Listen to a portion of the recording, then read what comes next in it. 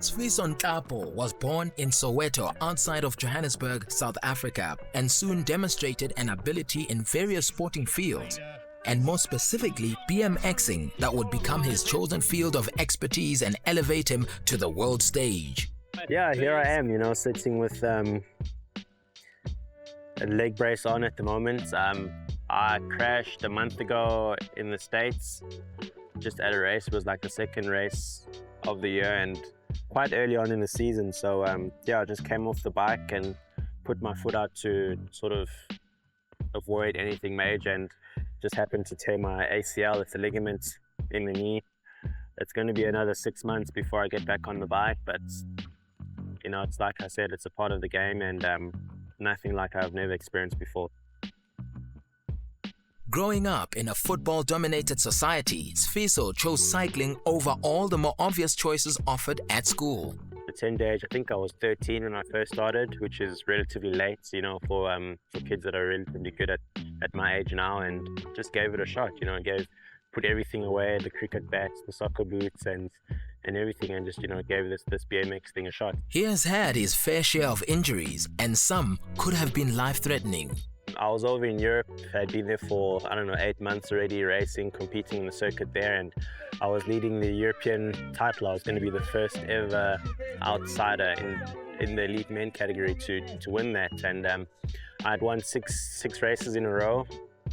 And going into the final 4 races, I was just out training with some friends at a local track, standard procedure before we race, sort of touch up on the dusty things, and I came off in a bad way.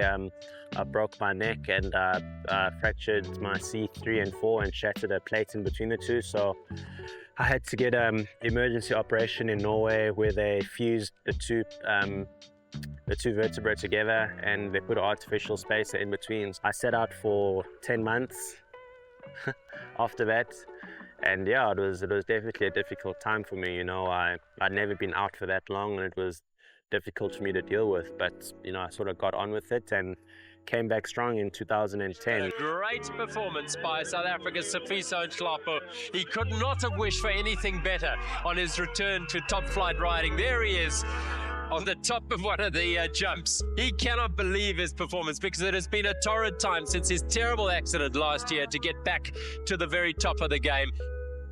Natalie Dutoit comes from a typical Afrikaans South African family. There is, however, nothing typical about her achievements. After losing her left leg at the knee in a motorcycling accident, she went on to achieve successes that most people can only dream of, and her list of triumphs is too long to mention. I was quite a sick child when I was younger, and I started swimming because my brother used to swim, and the doctor said that I would basically be a little bit more healthy if I started swimming. And I got into the pool, and it came quite naturally. I didn't have to go for any lessons or anything like that. So I started swimming, and it went from strength to strength, and started qualifying for competitions and getting better and better. Losing a leg is a devastating blow for anybody, but the young Natalie didn't look for sympathy and just wanted to carry on with life.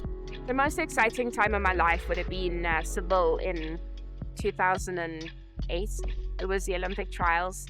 It was May, and I remember going into the race and being very skeptical about positions. I knew I had to be top 10 to qualify for Olympic Games, and I think the whole team believed that I could do it, and they were helping me, spurring me on, and I did the first 5 kilometers, and I was sort of in the middle of the pack. And on the third 2.5 kilometers, I realized that I was lying about third, fourth, and I knew that those goals were going to come in that last 2.5 kilometers, so I just had to keep it up, and it was amazing. It was, something just kept me going. I had the most perfect race. I didn't have anybody hit me. I fed perfectly, and touching that board and looking up, and I know there was a girl right next to me, so I didn't know if I'd come third or fourth, but looking up and knowing that I was top 10 and I qualified for Olympics was a dream come true. So aim high, dream big dreams, and remember, everything is possible if you can just believe.